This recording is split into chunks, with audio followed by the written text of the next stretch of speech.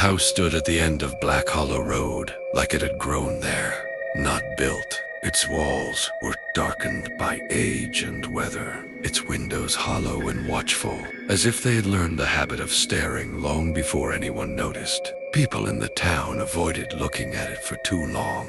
Some said it made them uneasy. Others said it felt like the house was looking back. Detective Ethan Cole parked his car at the rusted gate and turned off the engine.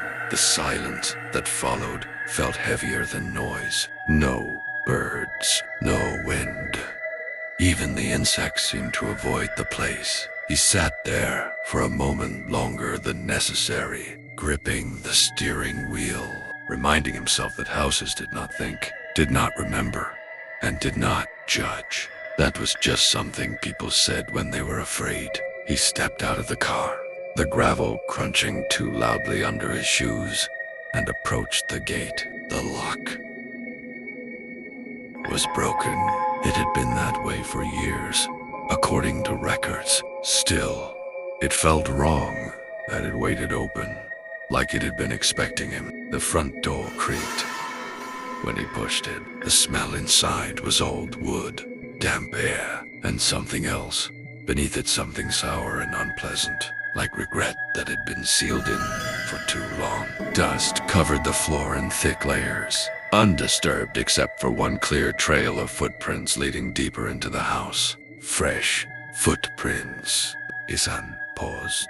His pulse quickened, instincts sharpening. Someone had been here recently. That alone made this visit different from every other time the police had stepped into this house after the murders. He followed the footprints slowly, flashlight cutting through the darkness, illuminating peeling wallpaper and crooked picture frames. The photographs on the wall showed families from different decades, smiling faces, gatherings, celebrations. But every photograph had been damaged, eyes scratched out. Some faces were completely erased, leaving only vague shapes behind.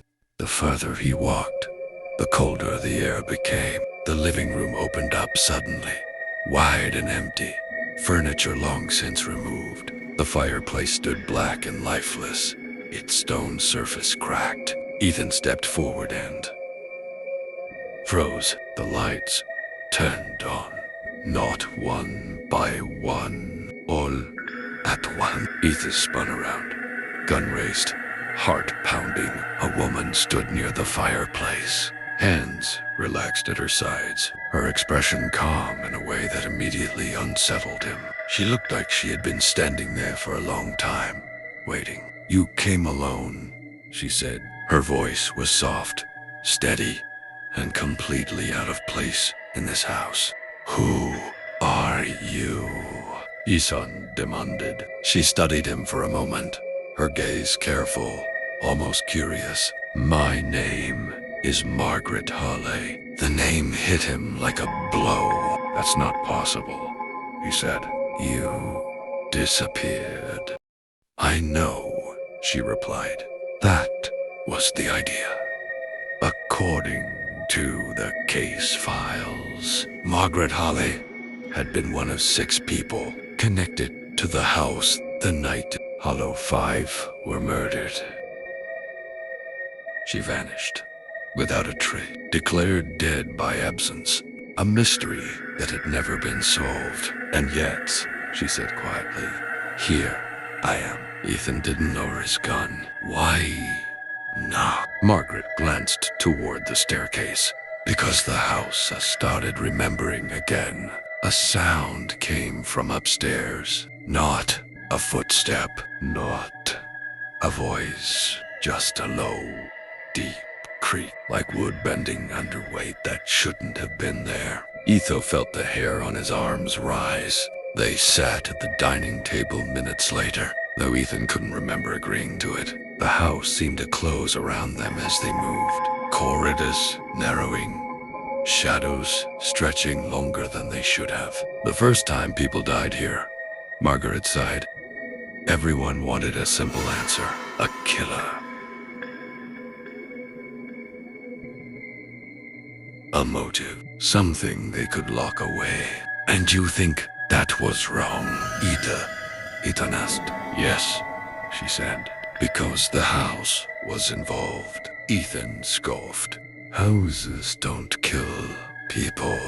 Margaret met his eyes. No, but they can bring out what people hide. She told him about the 6 of them who had lived here years ago. Friends who weren't really friends. Relationships built on lies that had gone on too long. Secrets that had been carefully buried because it was easier than facing them. The house listened, she said. It learned who we were. Another sound echoed through the house, this time closer. Ethan, if this is some kind of trick, there are rules, Margaret interrupted. You need to know them. She held up one finger. Never sleep in the house. A second finger. Never lie while you're inside it. A third. Never enter alone. Etho felt a tightness in his chest. I already broke one of those, he said. Margaret's lips pressed together. Yes. A loud thud came from above them, followed by a dragging sound that made Ethan's stomach turn. That wasn't here before, Margaret whispered. They climbed the stairs together. Each step creaked loudly, protesting their weight. The hallway at the top felt narrower than it should have been. The walls slightly bowed inward. Doors lined both sides, all closed except one at the end. The master bedroom. The door stood open. Inside, a man lay sprawled on the floor, limbs twisted unnaturally. Eyes open wide, his lips were curled upward in a smile that looked forced, as if something had pulled it into place. Ethan knelt and checked the body, still warm. This just happened, he said. Margaret backed away, slowly. It started again. The man's wallet lay near his hand. Ethan opened it. Daniel Price. The name made his throat go dry. Daniel Price had been the prime suspect years ago. Interrogated 4 days. Released for lack of evidence. The man everyone suspected but could never prove guilty. No forced entry, Ethan muttered. Margaret shook her head. He wasn't invited. Behind the bed, something caught Ethan's eye. He moved closer, shining his flashlight against the wall. Words had been carved deep into the wood. One truth left. The house creaked loudly, as if reacting to the discovery. It wants something, Margaret sighed. Ethan turned to her slowly. It wants a confession. Her face went pale. The lights flickered. Shadows shifted along the walls, stretching and bending unnaturally. The air felt heavier, pressing against Ethan's chest. 15 years ago, Margaret began, her voice trembling now. Daniel found something in the basement, a hidden room journals. Confessions from people who had lived here before us. What kind of confessions? Ethan asked. Murder, abuse, betrayal. Crimes no one had ever answered for. Daniel wanted the truth out. The others didn't. They were afraid of what would happen if everything came into the light. They decided to frame someone, Margaret said softly. Someone innocent. Ethan's pulse roared in his ears. Who? He asked, already knowing the answer. Margaret looked at him. Your brother. The house groaned deeply, as if acknowledging the truth spoken aloud. Memories surged back into Ethan's mind, things he had buried for years. A late-night conversation. Evidence moved. Oh, a decision made in fear, rather than justice. I helped them, he whispered. I didn't stop it. The walls began to shake. Dust fell from the ceiling. The smile on Daniel Price's dead face seemed to widen. The house waited. Margaret Said. It remembers everything. The lights went out. Complete darkness. Ethan felt the floor tremble beneath his feet as something shifted inside the walls. Satisfied at last that the truth was no longer hidden. The darkness did not last long, but the silence did. When the lights returned, they came back, dimmer than before, as if the house no longer felt the need to hide everything. Ethan Cole stood frozen in the master bedroom, his breathing shallow, his mind racing faster than his body could follow. The words on the wall, "One Truth LEFD," seemed deeper now, darker, as if they had been carved again while the lights were out. Daniel Price's body was still there, unmoving, his smile unchanged. Yet something about him felt wrong, as if the room itself had shifted slightly around his presence. Ethan felt watched, not from one direction, but from everywhere at once. Margaret stood near the doorway, her back pressed against the wall. Her eyes moved constantly, scanning shadows, corners, the ceiling, as though expecting something to crawl out at any moment. "It knows you remember now," she said quietly. Ethan swallowed. His mouth was dry. "Then why hasn't it finished?" Margaret hesitated. "Because remembering isn't the same as admitting." A low creak echoed through the house, slow and deliberate. It came from below them, from deep within the structure. Like a warning, they left the bedroom together. Ethan refused to turn his back on Daniel's body until the door was fully closed. The hallway felt longer than before, stretching ahead of them like a narrow tunnel. Doors that had once been shut now stood open, revealing empty rooms coated in dust and shadow. As they moved, Ethan noticed small details he hadn't seen earlier. Handprints on the walls, half hidden beneath peeling paint. Scratches along the floor, as if something heavy had been dragged repeatedly from room to room. The house wasn't just old, it was Mark. They reached the staircase. Halfway down, Ethan stopped. "Basement," he said. Margaret stiffened. "We shouldn't go down there." "That's where it started," Ethan replied. "And that's where the truth is buried." Another creak answered him, sharper this time, impatient. The basement door was at the back of the house, partially concealed behind a warped wooden panel. It hadn't been there in the original blueprints Ethan remembered from the case files. He pushed it open, and a wave of cold air rushed out, carrying the smell of damp earth and something metallic beneath it. Blood, old and dried. The stairs descended steeply, each step uneven. The further down they went, the darker it became, even with the flashlight cutting through the gloom. The walls were bare stone here, rough and cracked, etched with faint markings that looked like symbols but resolved into words when Ethan looked closer. Names. Dozens of them. Some scratched deep, others barely visible, layered over one another like desperate attempts not to be forgotten. Margaret's voice trembled. "They all lived here." Ethan nodded slowly, and none of them ever told the truth. At the bottom of the stairs was a narrow hallway that ended in a steel door. Unlike the rest of the house, this door was new, clean, deliberate. Someone had installed it long after the house was built. Daniel. Ethan reached for the handle. It was cold, unnaturally so.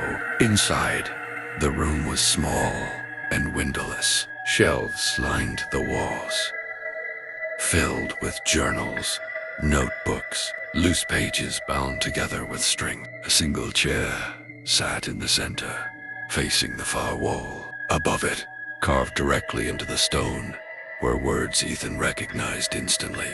"Confess and be seen." Margaret covered her mouth. "This is where he brought them." Ethan stepped closer to the shelves. He pulled down a journal at random and opened it. The handwriting inside was frantic, uneven. A man describing how he had killed his brother in a moment of rage.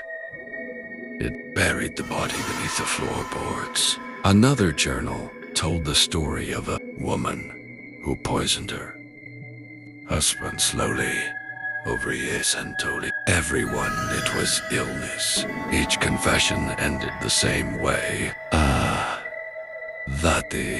And the words. I told the house. Ethan's chest tightened.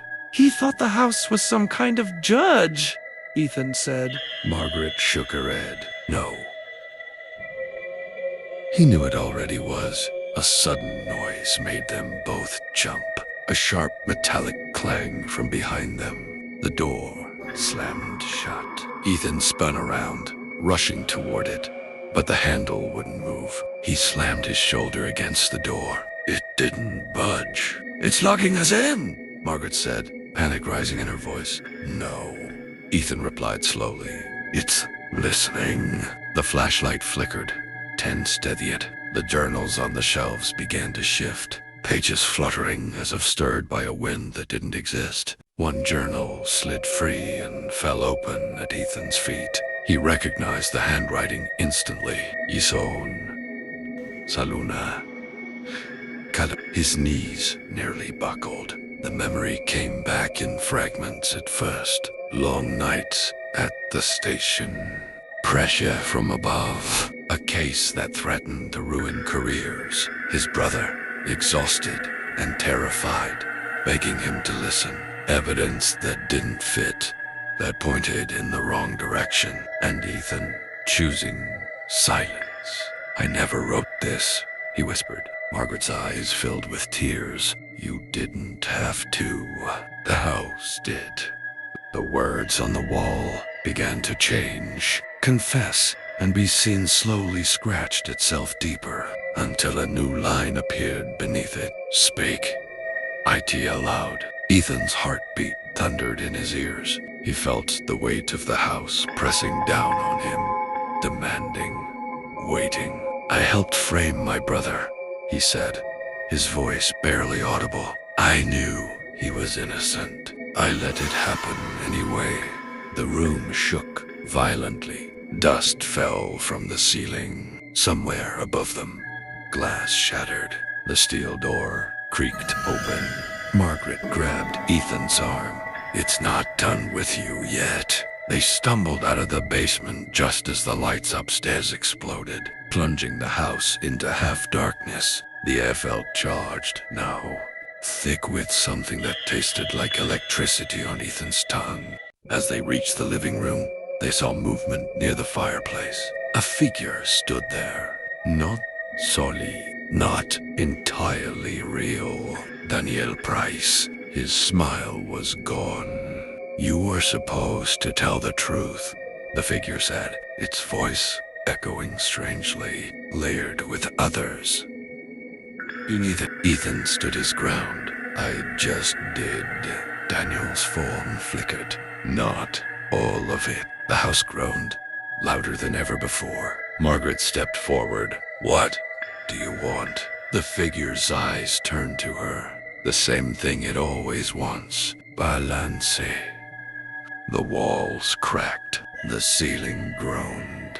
The house was coming apart, piece by piece, as if releasing everything it had held inside for decades. Ethan realized then that this was never about punishment. It was about closure, and the house was far from finished. The house did not collapse all at once. It resisted, groaning and cracking, like a living thing that refused to die quietly. Walls shuddered, floorboards split, and somewhere deep inside the structure, something screamed not. A hewn sound, but not entirely inhuman either. Ethan felt it vibrate through his bones as he stood frozen in the living room, staring at the fading shape of Daniel Price. The figure flickered, breaking apart like smoke caught in a sudden wind. For a brief moment, Ethan thought it was over.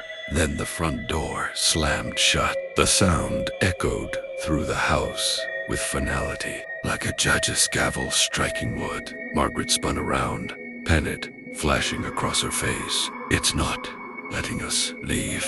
Ethan scanned the room, his instincts screaming at him to move, to do something, anything. The windows had darkened completely, as if the outside world had been erased. No streetlights, no moon, just endless black, pressing against the glass. The house isn't finished, Ethan said. Not yet. A slow, heavy sound began to rise from beneath the floor. Footsteps. Not hurried, not aggressive, just steady, deliberate steps, moving closer with every second. Margaret backed away until she hit the wall. That's not Daniel. No, Ethan agreed. That's everything else. The footsteps stopped directly beneath them. The floor cracked open. A long split ran across the wooden boards, widening until a hand pushed through from below. Pale, twisted, fingers too long, nails blackened and cracked. Another hand followed, then a head emerged, forcing itself up through the opening as if the house itself were giving birth to it. Ethan felt his stomach turn. The thing that rose from the floor was not one person, but many. Faces layered over one another, shifting and overlapping, mouths opening and closing in silent scream. Eyes stared in every direction, some filled with rage, others with sorrow, others completely empty. Margaret covered her mouth to keep from screaming. These are the ones who never confessed, she whispered. The figure straightened slowly, bones cracking, its form unstable. When I'd spoke, its voice came out fractured, dozens of tones speaking at once. We were forgotten.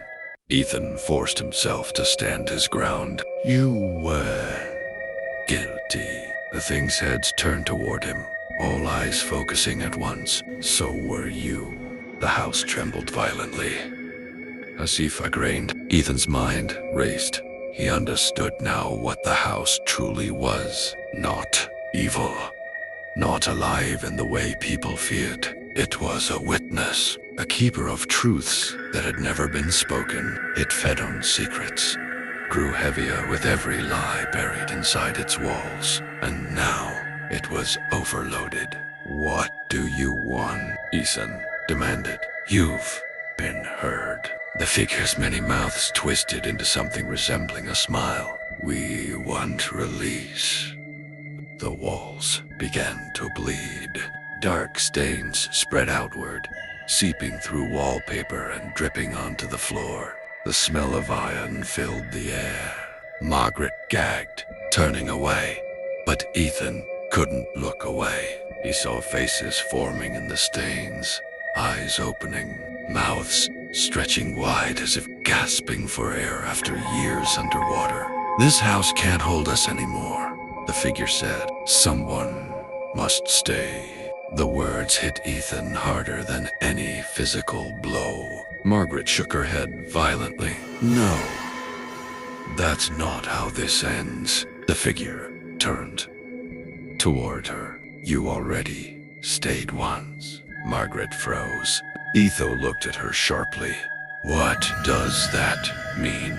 Her shoulders slumped. For the first time since he'd met her, she looked exhausted, older than her years. When I disappeared, she said quietly, I didn't escape. The house groaned, as if urging her on. I tried to leave, Margaret continued, after the murders.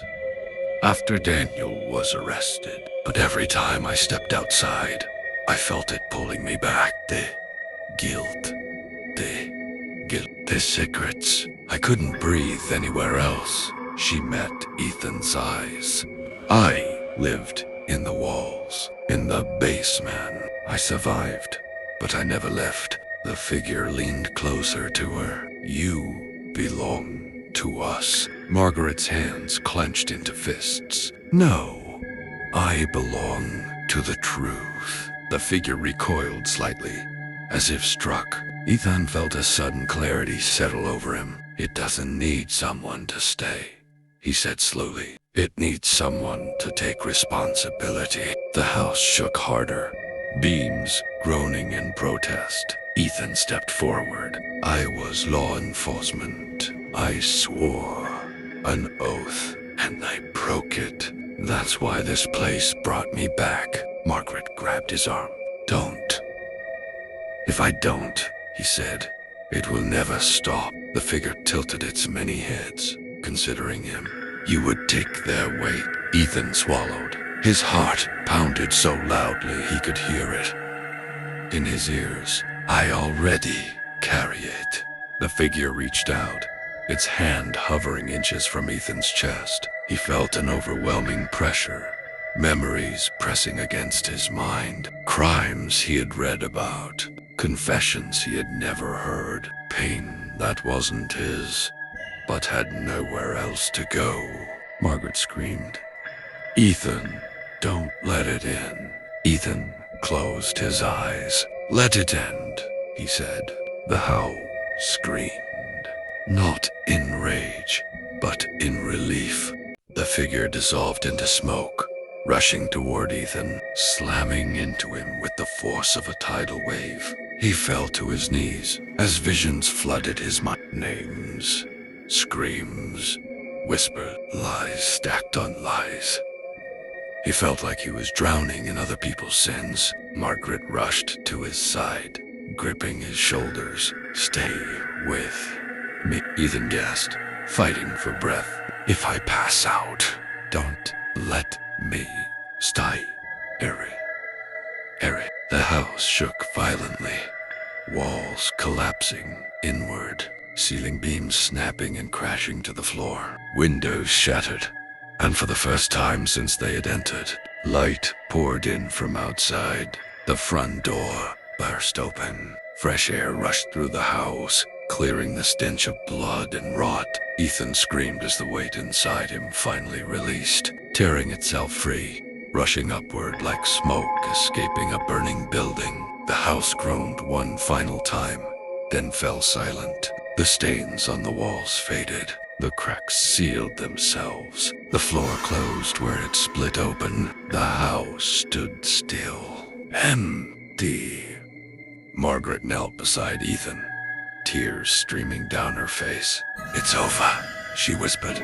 Ethan lay on the floor, staring at the ceiling, his body trembling. No, he said weakly. It's almost over. Outside, sirens wailed in the distance. Margaret froze. The police. Ethan forced himself to sit up. I called them before I came in. She looked at him in shock. You planned this. I hoped I was wrong, he said. I wasn't. The weight in his chest returned, not supernatural this time, but human. Consequences. Reality. Margaret helped him to his feet as flashing red and blue. Lights painted the walls through the broken windows. What will you tell them? She asked. Ethan looked around the house one last time. It felt different now. Lighter. Like a place that had finally exhaled. The truth, he said. The house creaked softly, almost like approval. The police lights washed over the front of the house in slow, rotating colors, red and blue sliding across cracked walls and broken windows. Like something understands something ancient. Officers moved cautiously, weapons drawn, unsure of what they were walking into. To them, it was just another crime scene, another abandoned house tied to an old case. To Ethan Cole, it felt like standing at the edge of a long confession that could no longer be delayed. He sat on the front steps, his back straight despite the exhaustion pulling at every muscle in his body. Margaret stood a few feet away, wrapped in a blanket one of the officers had given her. She looked smaller now, stripped of the strange authority she had carried inside the house. Just a woman who had lived too long with guilt and fear. An officer approached Ethan slowly, recognition flickering across his face. Detective Cole, are you hurt? Ethan shook his head. No. Who called this in? I did, Ethan replied, hours ago. The officer glanced past him at the house. We found signs of a struggle inside, and blood. A lot of Italiano, but no bodies. Izan nodded. There was one. Where is he? No. Ethan looked at the house for a moment. He almost expected it to answer for him. Gorni. The officer frowned, clearly not satisfied. But before he could push further, another voice cut in. Detective Cole. Izan turned. Captain Harris stood near the patrol cars, his expression unreadable. He had been Ethan's superior for years, a man who believed in rules, in order, in keeping things clean and controlled. Walk with me, Harris said. They moved a short distance away, the gravel crunching under their feet. Harris studied Ethan carefully, as if searching for the man he thought he knew. You've been connected to the Hollow 5 case since the beginning, Harris said. Your brother was a suspect, and now you're here, alone, at the house. On the same night, another person connected to the case disappears. Ethan met his gaze. I know how it looks. Then explain it to me, Harris said quietly. Ethan took a breath. The night air felt different now. Later, the house behind him was silent, no longer pressing against his thoughts. 15 years ago, Etho began. Evidence was altered. Statements were ignored. A narrative was chosen because it was convenient. Harris's jaw tightened. Be careful. My brother was innocent, Etho said, and I helped let him take the fall. The words hung between them, heavy and irreversible. Harris stared at him. You're confessing to obstruction of justice. Yes. To destroying evidence. Yes. To protecting people who later ended up dead. Yes. Silence stretched. Somewhere behind them, an officer laughed nervously, unaware of what was happening just out of earshot. Harris rubbed a hand over his face. Why? Now.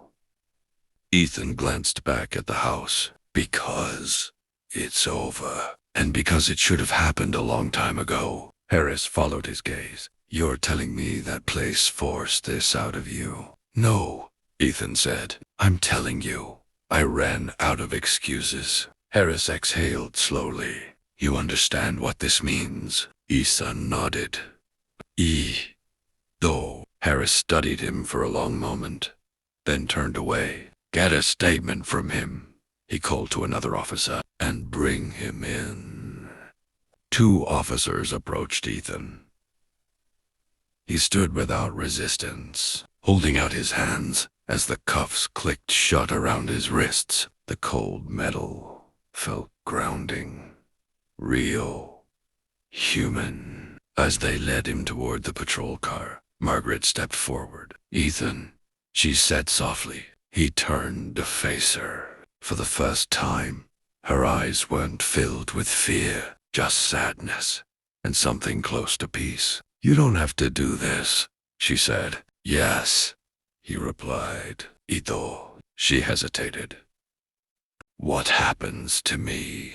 Ethan looked at her. You tell that truth about everything, and then you finally leave this place. She nodded slowly. I don't think it will follow me anymore. She nodded slowly. I don't think it will follow me anymore. Ethan allowed himself a faint smile. It won't. It got what it wanted. They locked eyes for a final moment before the door closed between them. The interrogation room smelled like stale coffee and disinfectant. Ethan sat alone, hands still cuffed, staring at the scratched surface of the metal table. Hours passed as he spoke about the case, about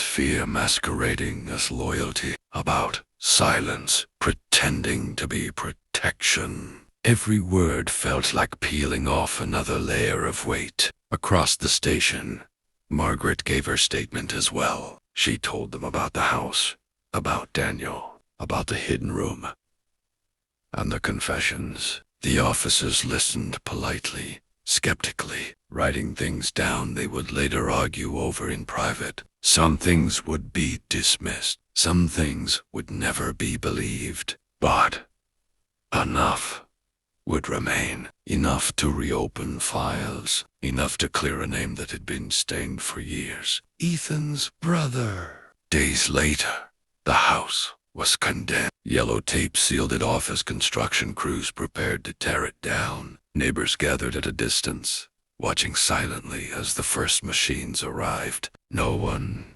cheered. No one mourned. When the walls finally came down, there was no dramatic collapse, just wood and stone giving way to gravity, dust rising into the air. Tense, the house did not resist. Margaret stood at the edge of the crowd, arms folded tightly around herself. When it was over, she turned away without looking back. She left town that same day. Ethan watched the demolition from a small television mounted high in the corner of the prison common room. The other inmates barely glanced at it. To them, it was just another building coming down somewhere far away.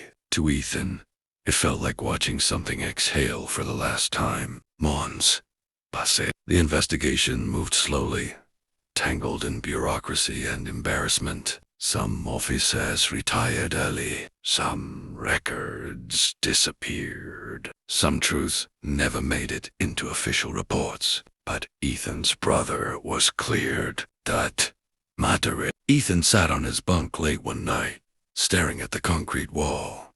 When felt Italiano, not a sound, not a voice, just a sense of release. For the first time in years, he slept without dreaming. Far away, the empty lot on Black Hollow Road sat quiet and undisturbed. Grass slowly began to grow where the house had once stood. Children rode their bikes past it without slowing down. Couples walked their dogs, unaware of what had ever been there. Sometimes, late at night, someone passing by claimed the air felt heavier for just a moment, as if the ground itself remembered something it no longer needed to carry. But there were no more whispers, no more screams, no more smiles carved into dead faces. The house was gone, and with it, the secrets that had fed it. What remained were people and the truth.